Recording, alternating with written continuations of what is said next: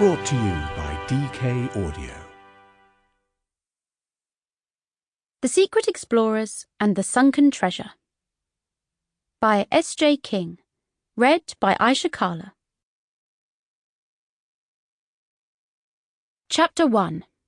Rock Pool to Roll Call. Connor held his breath and tried to keep still as he watched the monsters in front of his eyes. Beasts with snappy claws hid among the rocks as jelly blobs waved their tentacled arms, and red, star-shaped creatures travelled on sticky feet. Connor wasn't scared, though. In fact, he was far from it. He was in his element. Face down in a rock pool. If he had gills, he'd have stayed there all day. He planned to spend his whole holiday getting to know California's sea life. Eventually, he came up for air and heard his mum calling him from the beach. She was getting a picnic out of the cool box. Time for lunch.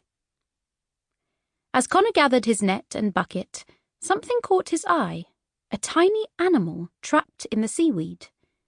He removed it carefully and lay it on his palm. It wasn't a creature at all, but a small plastic figure with an eye patch and a beard, like an old pirate. How strange. Connor never liked to remove things from the beach, but this definitely didn't belong there. He clutched it in his fist and scrambled over the rocks to join his mum. "Look what I found!" "Don't tell me," his mother said, passing him a sandwich. "A shell? An interesting rock? A dead crab?" "No," Connor laughed. "This." He passed her the toy character, and she turned it over in her hand. "Oh, this could have come from the cargo ship accident," his mother said. "The ship was carrying boxes of toys when it hit bad weather. It tipped to one side, and several boxes fell into the sea. It was years ago now, but to this day the toys are still washing up on the shore.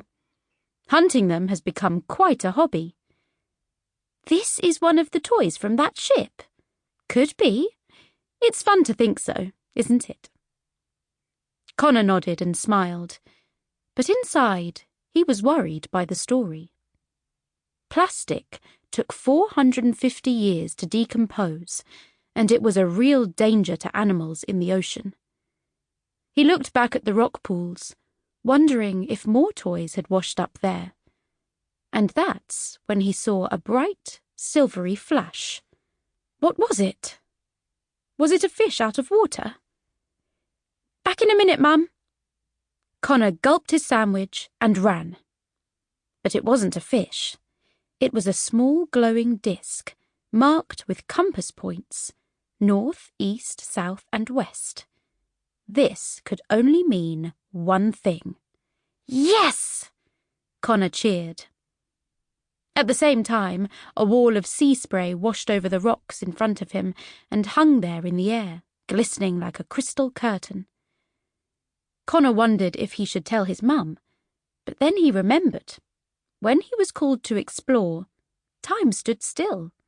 She wouldn't miss him for a second. As he walked into the tingling spray, there was a zap and a flash of bright light. When it faded, Connor opened his eyes and blinked.